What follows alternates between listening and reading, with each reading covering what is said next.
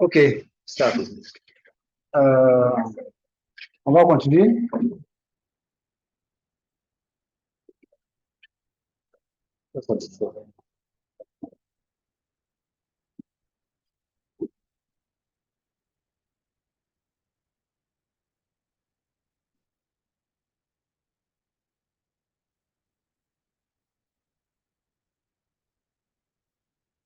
Alors, c'est toujours le spectre électromagnétique. Parce que je suis sûr que quand vous allez regarder dans différentes littératures, il y a des légères différences. Hein. Vous voyez ici, le visible, il divise ça en 400 et 500 nanomètres. Donc, ne vous étonnez pas que, vous voyez, 400, 800, etc., etc. Voilà. Il y a le proche infrarouge, entre 800 et 1500 nanomètres. Il y a le moyen infrarouge, et puis il y a le thermique. Hein? Le thermique, et il y a les hyperfréquences. Hyperfréquences pour les radars, etc., etc. Voici dans quelle bande on se trouve. Bon, on aura. Alors, je reviens sur quelques cours de physique. Donc, dans le premier schéma que je vous ai montré, vous voyez que le véhicule de l'information, c'est l'onde électromagnétique. Parce que quand on a regardé le schéma que je vous ai présenté tout à fait au début, vous avez la source des rayonnements, c'est le soleil. Les rayonnements incidents arrivent sur la cible et réfléchit une partie, en général c'est une partie qui est réfléchie vers le capteur. Une autre partie est absorbée par la cible. La partie qui est réfléchie, c'est elle qui contient l'information sur la cible. Donc, le véhicule de l'information, c'est l'onde électromagnétique. Ça, c'est l'onde électromagnétique qui transporte l'information.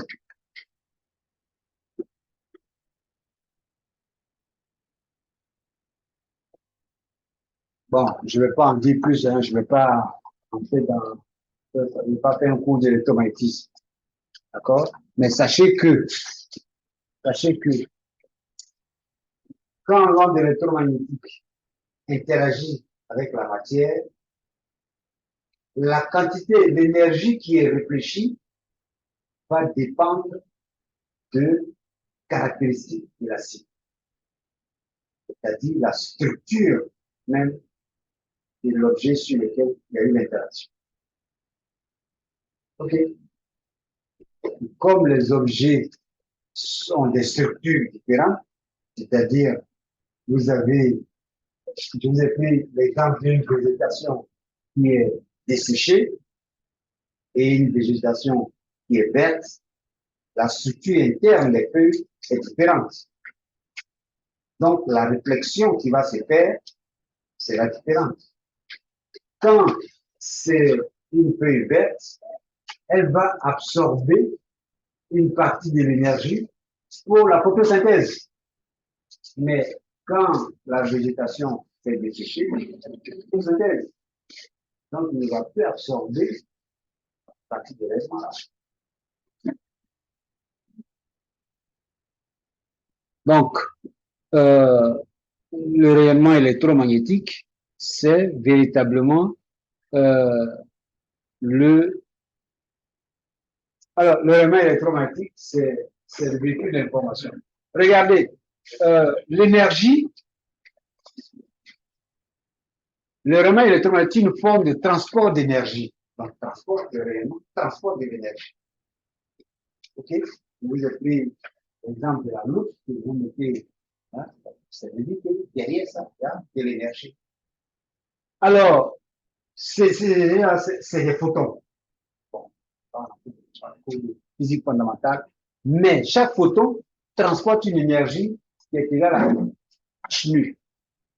H, on appelle ça la constante de Planck. C'est une constante. Et nu, c'est l'inverse de la fréquence. C'est-à-dire, c'est la fréquence. Lui, c'est la fréquence. Donc, l'énergie, c'est H nu. Et c'est égal à H pi par sur lambda est passé. C, c'est la vitesse euh, de la lumière. H, c'est une constante. C aussi, c'est une constante. Donc, cette énergie-là, elle ne va dépendre que de lambda. C'est-à-dire, lambda, c'est la longueur d'onde.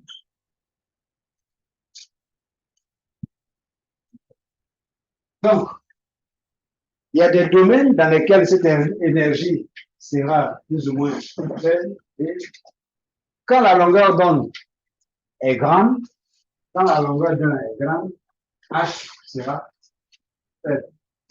Quand la longueur d'onde est petite, sera plus grande. Donc, ici, les rayonnements de fréquences élevées ou de courtes longueurs d'onde transportent ainsi beaucoup plus d'énergie que les rayonnements de grandes longueurs d'onde.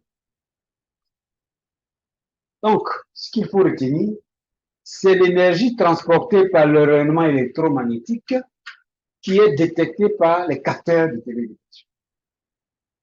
C'est ce rayonnement-là, c'est l'énergie qui est contenue, puisque ça, hein, c'est une énergie. Hein, cette énergie-là va dépendre de la longueur d'onde. Donc, tous les capteurs qui sont embarqués sur les satellites enregistrent des quantités d'énergie. Ce qui mesure, c'est l'énergie qui mesure. Et cette énergie va dépendre de la réflexion qu'on va avoir due à l'interaction avec la matière. Alors, ces messieurs-là, Newton, Huygens et Maxwell, en nous donnant de l'électromagnétisme, sont eux qui ont vraiment jeté les bases de l'électromagnétisme. Bon, on va pas faire. Alors, il y a quand même quelque chose dont je voulais vous parler. Je pense que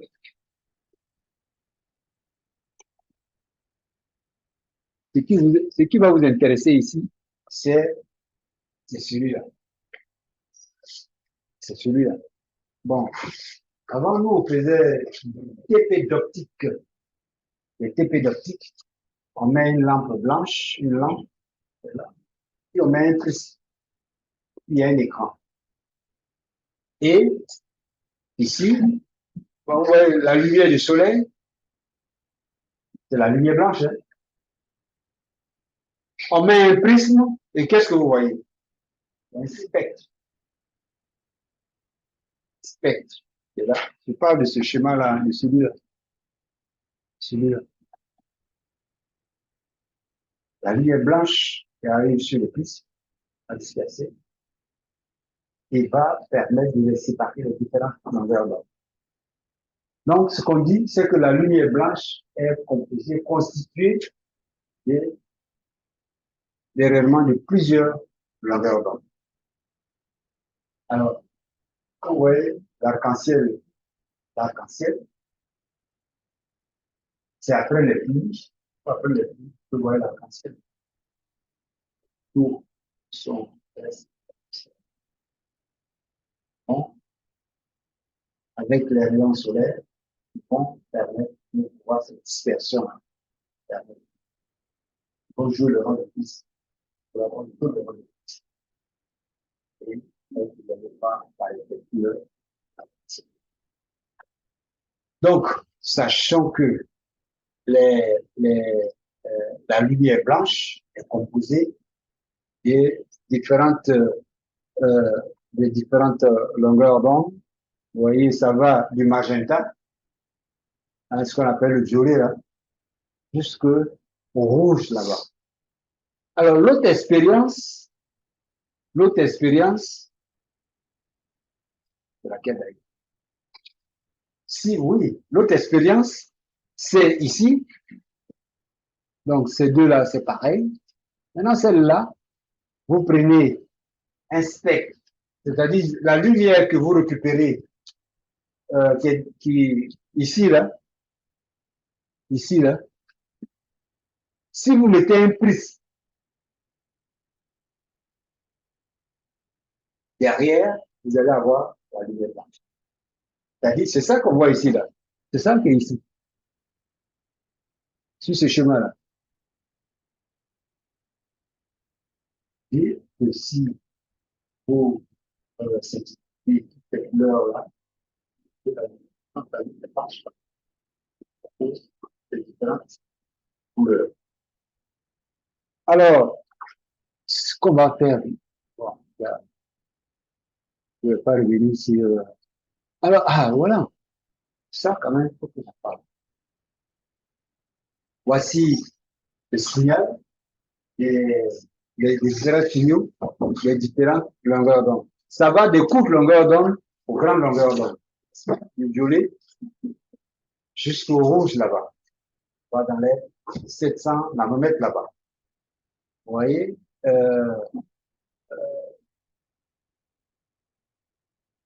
la longueur d'onde, c'est la mesure entre deux crêtes. Par exemple, là-bas c'est plus grand, ici c'est petit, et les suites. C'est mesure de la longueur d'onde. Mais ce que je voulais vous montrer, c'est celui-là. Vous voyez ici, vous voyez le soleil, les rayons du soleil. Ensuite, on fait passer réellement ce soleil-là à travers un écran et un prisme. Qu'est-ce que vous avez? Vous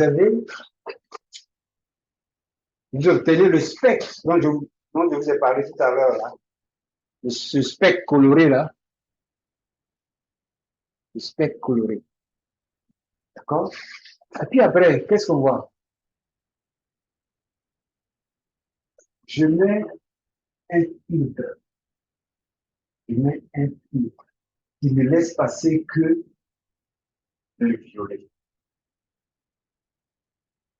Si je fais passer ça à travers un prisme, je ne récupère que le violet. Alors, quel est l'intérêt de ça? Je parle de ça. En réalité, ce que je voudrais euh, faire ressortir ici, c'est que vous avez le soleil qui envoie les rayonnements à la surface de la Terre. Il y a des réflexions qui vont se faire. Le rayonnement qui est réfléchi, c'est ce spectre-là qui est réfléchi vers l'espace. Maintenant, on va définir des bandes spectrales sur le capteur. C'est-à-dire que le capteur, je vais retourner, je vais aller un peu plus loin.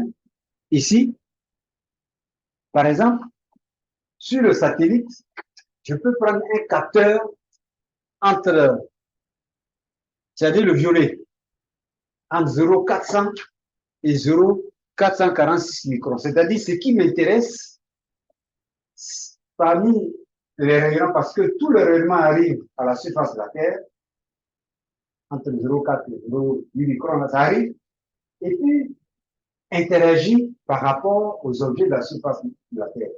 Mais chaque longueur d'onde ne va pas, les différentes longueurs d'onde ne vont pas avoir le même comportement par rapport à la matière.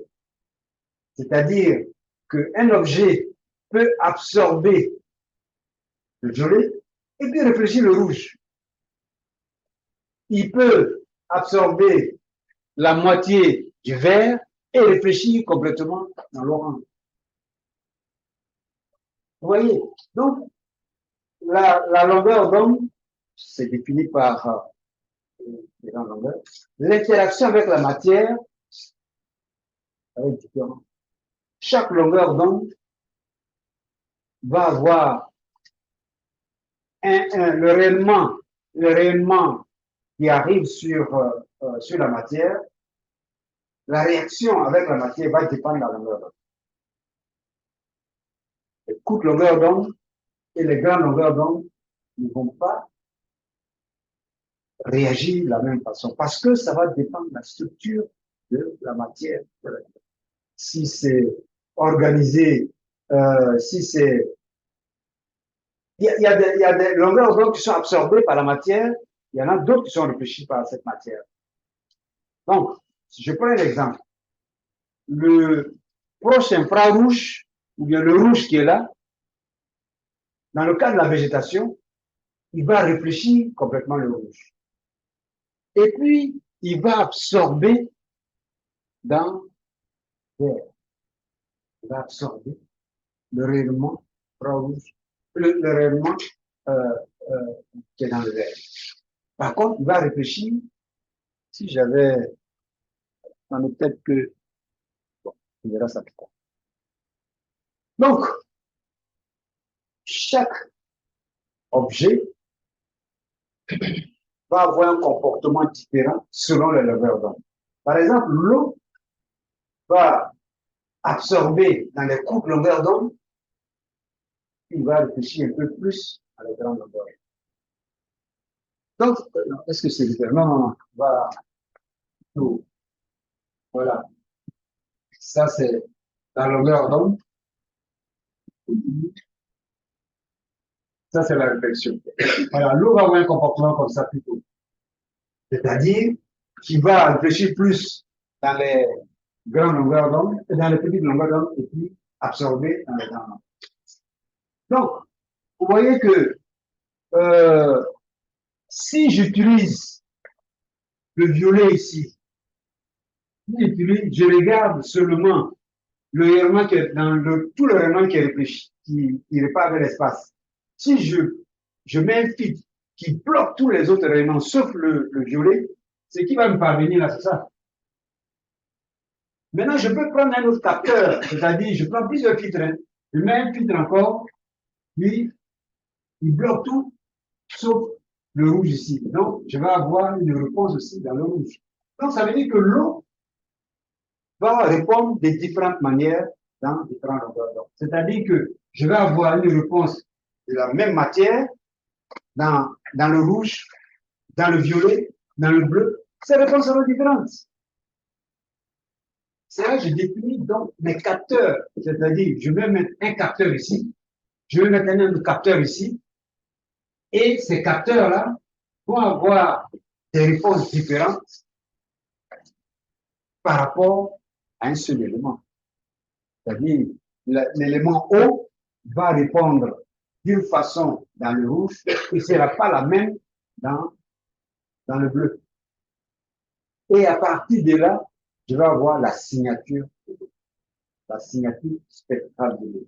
C'est-à-dire que je vais représenter la réponse, c'est-à-dire la réflexion en fonction de la longueur d'onde.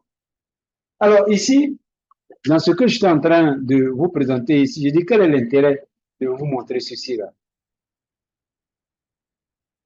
Quel est l'intérêt? C'est-à-dire qu'ici, j'ai réellement incident qui arrive sur la matière, ça s'est réfléchi, mais les comportements, le rouge va avoir un comportement différent. Prenons la végétation. Je prends la végétation. L'élément électromagnétique arrive sur un couvert végétal. Ça va de 0,4 microns à 0,8 microns. Mais la réflexion qui va se faire va être différente selon les différentes longueurs d'onde. Parce que si c'est une végétation sèche ou c'est une végétation verte, les différentes longueurs d'onde vont avoir des comportements différents. C'est-à-dire que il y a une partie des rayonnements qui va être absorbée par la végétation, alors que l'autre, il y a des longueurs d'onde qui vont réfléchir ces rayonnements. Donc, si je veux voir le comportement de la végétation dans le violet, je bloque tous les autres, je mets un filtre pour ne regarder que le comportement de la végétation dans le violet. Je peux mettre un autre filtre pour ne regarder que le comportement de la végétation dans le rouge. Je peux mettre un troisième filtre pour regarder le comportement de la végétation dans le vert. OK? Donc, ces filtres-là vont constituer mes capteurs. Donc, je vais avoir un capteur dans le rouge, je vais avoir un capteur dans le violet, je vais avoir un capteur dans le bleu, etc., etc. Pour regarder le comportement de l'interaction de l'onde électromagnétique avec la matière dans différentes longueurs d'onde. Et c'est ça là qui va me permettre de définir la symétrie spectrale de l'objet. Est-ce qu'on se comprend? Parce que ça, c'est très, très important. Pourquoi? Comment on fait pour définir les bandes spectrales sur les satellites? En fonction de la mission, parce que quand on conçoit un satellite, Spot 1, il a été conçu pour étudier l'agriculture, c'est-à-dire évaluer les parcelles agricoles en France. Donc, eux, comme ils ont des parcelles agricoles, ils ont pris des réseaux de 20 mètres par 20 mètres. Ils ont mis 3 bandes spectrales dessus. Il y a le bleu, il y a le vert, il y a le rouge. Ils ont mis 3 bandes spectrales dessus. Et avec ces 3 bandes spectrales-là, on arrive à bien distinguer à évaluer les surfaces, comportements des végétaux. Parce que le végétal, il va avoir un comportement dans le bleu qui sera différent de celui du vert, qui sera différent de celui du rouge. Donc, avec ça, ils arrivent à évaluer. Ça, la mission, c'était ça. C'est évaluer et étudier les surfaces agricoles. Landsat, qui est le même nom que Spot, hein, Landsat, c'est Satellite for Land. C'est-à-dire, c'est les satellites pour observer la Terre. Ils n'ont pas changé le nom. Les Français, ils ont dit Spot, mais c'est la traduction de Landsat. Landsat,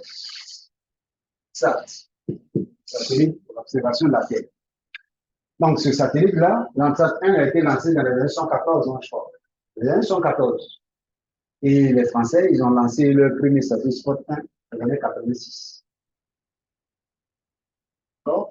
Alors, pourquoi ils ont conçu Landsat 1? La mesure, c'était 80 mètres par là, pendant la guerre froide. Vous voulez regarder toutes les surfaces agricoles en Russie. Là, ils cultivent du blé. Et puis, quand on a les surfaces agricoles, on a à peu près les rendements, on peut faire une évaluation. Si il y a 2000 hectares de blé, ils savent à peu près quelle quantité de blé tu vas produire. Et comme ça, ils vont jouer sur ça. S'ils doivent faire, ils se disent que s'il a 2000 hectares de blé, donc il va récolter tant de tonnes de blé cette année. Si l'hiver a été rigoureux, on verra quelle quantité. Donc, ils font de, comment on appelle ça, hein? Mais tout le monde s'espionne. Ils s'espionnent, mais euh, c'est pour pouvoir jouer sur le prix du blé. Ils se disent, cette année, la Russie va en produire moins. Donc, on va les attendre, ils vont vendre, et puis nous, on va monter nos prix. Donc, c'est pour cela que les Américains, ils avaient construit des satellites. Landsat, c'était la mission de faire. C'est pour regarder chez les autres, ils vont, et puis, je suis le cours. Vous voyez? Donc, chaque satellite a sa mission. On définit la mission en fonction de la résolution. Bon, on sait que en Russie, les surfaces agricoles sont grandes. C'est pas nous, nos petites plantations de maïs sont faites ici. Les surfaces agricoles sont grandes. Donc, si même on a des satellites avec 80 mètres de résolution, ça suffit pour pouvoir regarder et estimer toutes les zones agricoles. OK? Alors, pour eux, ils ont conçu Spot avec une résolution de 20 mètres, mais avec un autre capteur avec une résolution de 10 mètres. Là, en France, ça permet de regarder la surface agricole en France. Donc, chaque satellite a sa mission. Quand ils voulaient, euh, mais les Américains avaient d'autres types de satellites après, c'est-à-dire NOAA, avec un capteur qui s'appelle AVHR. AVH. Il y avait une zone d'1 kilomètre. Alors, avec ces satellites-là, plus vous avez une résolution fine, et puis les surfaces que vous regardez ne sont pas grandes. C'est-à-dire que si vous concevez un satellite avec 10 mètres de résolution, l'image que vous allez prendre va être très grande. Et par contre, si vous voulez faire, faire des images de 1 km par 1 km, par exemple, les satellites Météosat, avec 5 km de résolution, il suffit d'avoir 3 satellites pour couvrir toute la Terre. Donc, les satellites là, ce sont des satellites géostationnaires, hein, c'est-à-dire ils sont fixes par rapport à la Terre. C'est-à-dire qu'ils regardent en permanence un tiers de la surface de la Terre en permanence. C'est même la même chose que les satellites de télévision, etc. Donc, plus il est haut, moins il voit les détails. Celui qui a 36 000 km, c'est les satellites géostationnaires, il ne voit pas les détails, mais il voit les grandes surfaces. Si vous êtes bas, vous voyez les détails, mais vous ne voyez pas les grands espaces. Et les drones comme ça, vous ne pouvez pas leur dire de faire une image de 1000 km par 1000 km. Ils voient ce petit partout, mais ils voient les détails. C'est comme ça aussi les satellites. Maintenant, si vous ne voulez pas. Maintenant, les enjeux, c'est ça, c'est si vous voulez voir les détails, alors vous allez faire plusieurs tours pour pouvoir couvrir la Terre. Alors que pour le satellite AVHR, chaque jour, vous avez une image de votre zone. Chaque jour. Mais les satellites Landsat et puis Spot, là, il faut 26 jours pour repasser sur la même zone. C'est-à-dire pour avoir des images sur la même zone, à la prise à la même heure. Si vous prenez une image à 9 heures, que vous prenez une image à 17 heures, ce n'est pas la même chose, il ne faut pas la comparer. Il faut que ça soit pris à la même heure solaire. Donc, ces images de Landsat ou les spots, la résolution temporelle, c'est-à-dire le moment où il repasse sur le même site-là, c'est 26 jours, 27 jours, 28 jours, etc., etc. Or, il y a des phénomènes qui évoluent très vite dans le temps, qui ont besoin d'être surveillés de manière permanente. Par exemple, la couverture nuageuse. Météosat, toutes les 15 minutes, il va vous fournir une image d'un tiers de la surface. Donc, tout dépend de la mission qui est assignée. Donc, euh, euh, ces satellites Landsat, qui a été lancé tout à fait au début, on a mis des capteurs pour pouvoir bien analyser les plantations, les espaces cultivés en blé. Donc, on va choisir des capteurs qui sont bien capables de faire une bonne dissection de voir tout ce qui est végétal. Donc, pour voir ça, il y a des caractéristiques, il y a des comportements de la végétation. Je peux trouver ça. C'est pas dans le cours d'aujourd'hui. C'est pas sur ce fichier-là. Alors, la végétation a un comportement différent selon les longueurs d'onde. Je vous ai dit, il va absorber le rayonnement dans une certaine longueur d'onde, il va réfléchir dans une longueur d'onde. Donc, quand on a ça, on se dit que c'est une végétation qui est active, c'est une végétation qui est encore en bonne santé. Quand une végétation commence à se détériorer, il n'aura plus le même comportement.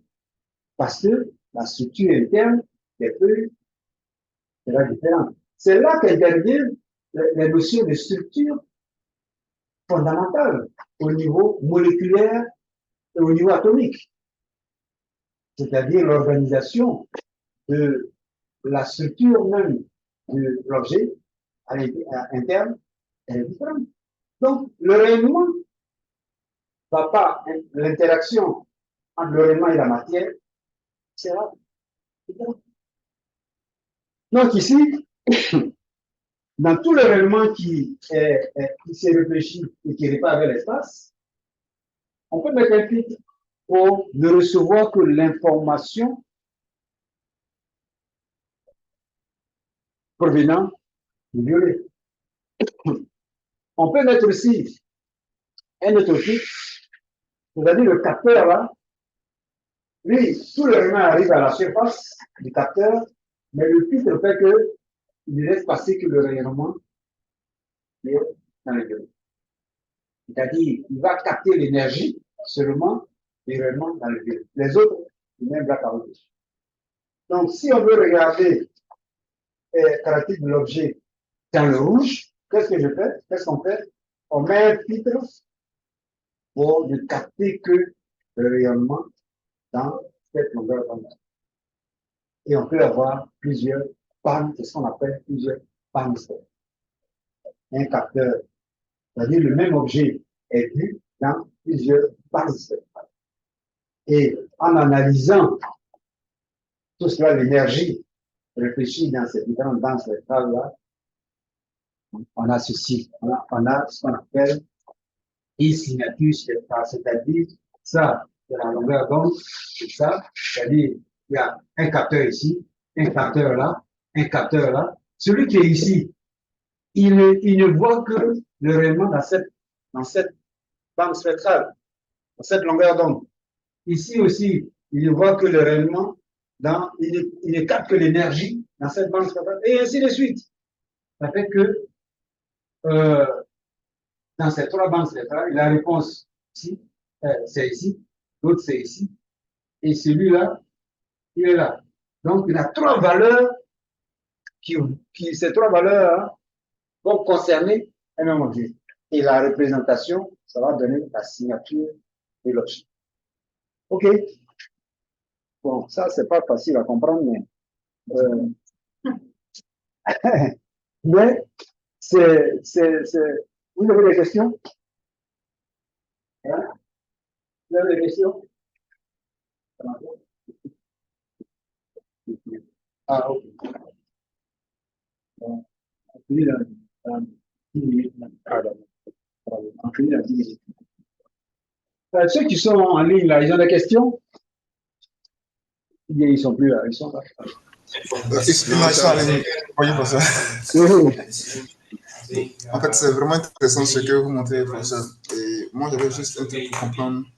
Au niveau de la définition de la longueur d'onde, moi, j'ai retenu qu'elle est fonction en fait, de l'interaction avec la matière. Oui. Est-ce que ça peut se comprendre comme ça? Tu peux reprendre un petit peu? Je disais que en fait, la longueur d'onde, ce que j'ai retenu, en fait, elle est fonction de l'interaction avec la matière. Ah oui, oui, parce que la longueur d'onde, quand un rayonnement interagit avec la matière, la réponse va dépendre des caractéristiques de la matière et de cette longueur d'onde-là. Et la matière, si vous prenez un rayonnement de longueur d'onde lambda 1, ne va pas interagir de la même façon avec un rayonnement de longueur d'onde lambda 2. Ok, je vois. Et donc, en fonction des différentes longueurs d'onde, en fait, on va avoir plusieurs réponses. On va avoir plusieurs réponses et voilà. Là, on va avoir une signature. En fait. Voilà. C'est ça qui permet d'avoir la représentation des différentes réponses en fonction de la longueur d'onde donne la signature spectrale de l'objet. C'est bien noté. Merci beaucoup pour ça. Okay. C'est fondamental de comprendre ça. Pourquoi est-ce que on arrive à faire la différence entre deux objets qui sont, alors que le capteur, il les voit dans différents... Par exemple, entre l'eau et puis la végétation. Pourquoi on arrive à différencier les deux objets?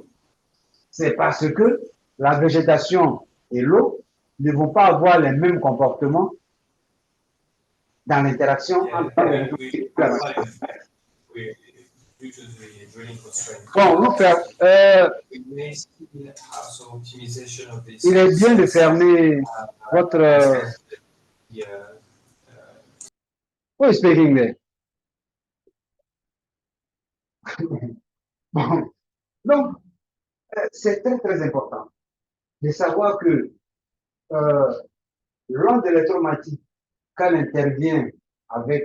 interagit avec la matière, cette interaction-là, parce que le même objet, je vous ai dit que l'eau de mer et l'eau pure ne vont pas interagir de la même façon. Pourtant, c'est de l'eau.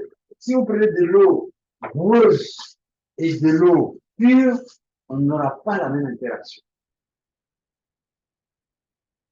Parce que c'est structuré d'une façon.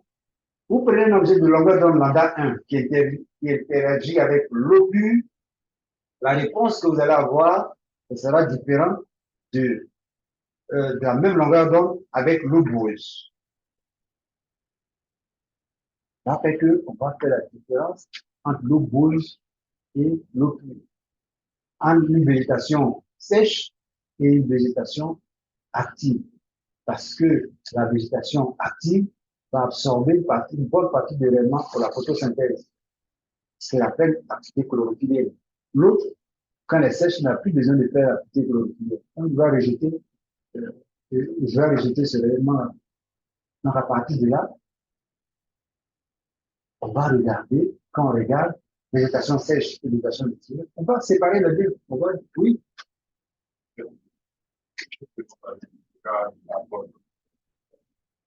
Donc, c'est le rayonnement qui est réfléchi. Il nous donne la couleur. Il donne la couleur, hein. Il donne la couleur. Il donne la couleur. Par exemple, quand vous prenez un objet noir, l'objet noir, il réfléchit, il absorbe tout. Le blanc, il réfléchit. Vous voyez, il porter un objet, un habit noir, il va chaud. Il va absorber. Le blanc va réfléchir. Pourtant, c'est deux qui comptent, ça va.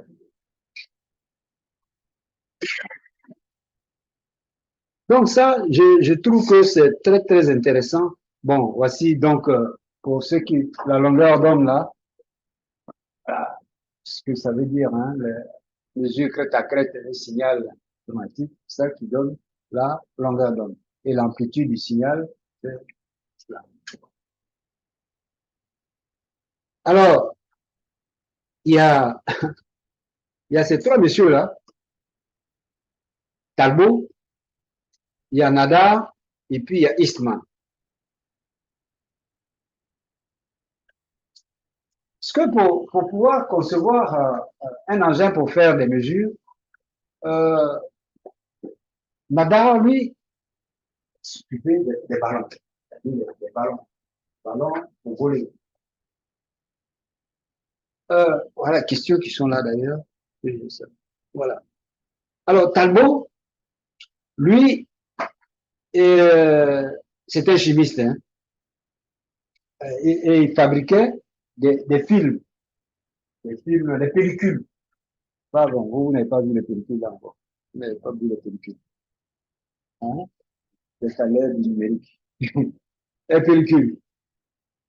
Alors, Nadar, c'est la caméra. C'est-à-dire, il y a une caméra, mais après, il faut un film, une pellicule pour pouvoir... Et puis, Eastman, c'est lui qui a créé la société Kodak, d'ailleurs, et Kodak. Donc, dans les années 50, la question est-ce que, lorsqu'on arrive à prendre des images, si on veut prendre des images dans l'espace, depuis l'espace, est-ce que ça peut marcher? C'est l'ensemble de ces technologies, c'est-à-dire, il faut savoir fabriquer une pellicule, il faut savoir fabriquer un ballon. C'est lui qui fabrique le satellite, là. Il y a plusieurs personnes qui vont intervenir là-dedans, ceux qui vont fabriquer les capteurs, ceux qui vont fabriquer ceci, les panneaux solaires, etc., etc. Donc, c'est plusieurs qui vont intervenir pour pouvoir concevoir cela. Mais dans le premier temps, là, il y a celui qui va fabriquer le ballon, il y a d'autres qui vont développer la pellicule, il y en a qui vont développer la caméra.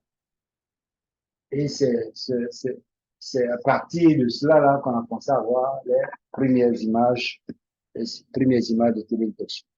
Bon, la prochaine fois, là, ce sera de la physique. Voilà, voilà. Ce sera de la physique, hein, je vous avertis. Hein? Ce sera de la physique la prochaine fois. Hein?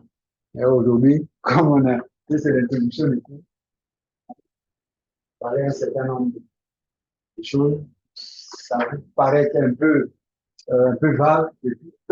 C'est le premier cours. Petit à petit, vous allez pouvoir mieux saisir toutes ces notions-là quand vous allez faire les cours de traitement des données, etc., etc. Bon, pour aujourd'hui, on va arrêter.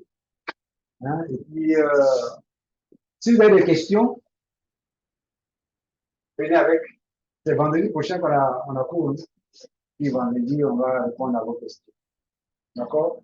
Mais si vous avez des questions aujourd'hui, on peut répondre déjà. Oui, de savoir comment est-ce que vous avez l'évaluation. Ah oui, là, je vous rappelle encore, je vous dis, bon, peut-être en off. L'année dernière, j'ai donné un devoir à faire à la maison pendant un mois. Mais comme je vous connais, il y a un seul qui fait et puis les autres copient. Et ils ont copié faux. Tout le monde a eu 0. Ils ont fait tous la deuxième session. Ça, je ne badine pas avec ça. Je ne peux pas vous donner un devoir à faire à la maison. Vous ne le faites pas. Vous attendez au dernier moment. Vous ne vérifiez même pas si c'est lui qui vous a donné les réponses là, si c'est correct ou pas. Vous copiez tous avec les mêmes erreurs et tout. Et donner 0 à tout le monde. Il y a des devoirs des maisons, et puis il y a des devoirs sur table ici. Et des grands, on n'a pas besoin de faire des devoirs. On n'a pas besoin de faire des devoirs ici. On peut vous donner des devoirs à faire chez vous, de réfléchir. Non, mais faites-le correctement. Faites-le correctement. Ne copiez pas les autres sur les autres pour venir me rendre ça. Je ne suis pas vous, hein. Je compare les copies là, je les regarde. Des fois, je copie 2 ou 3 copies. Je vois que c'est les autres, c'est les mêmes phrases. Surtout quand il y a des erreurs, que je retrouve ça chez les mêmes deux personnes. Seulement là, vous allez vers des gens à qui on va confier des projets. Hein, des projets. Si vous faites des masters, c'est pour avoir des bagages nécessaires, robustes, pour affronter les difficultés. Vous ne voulez pas affronter les difficultés. Ok, merci beaucoup pour aujourd'hui.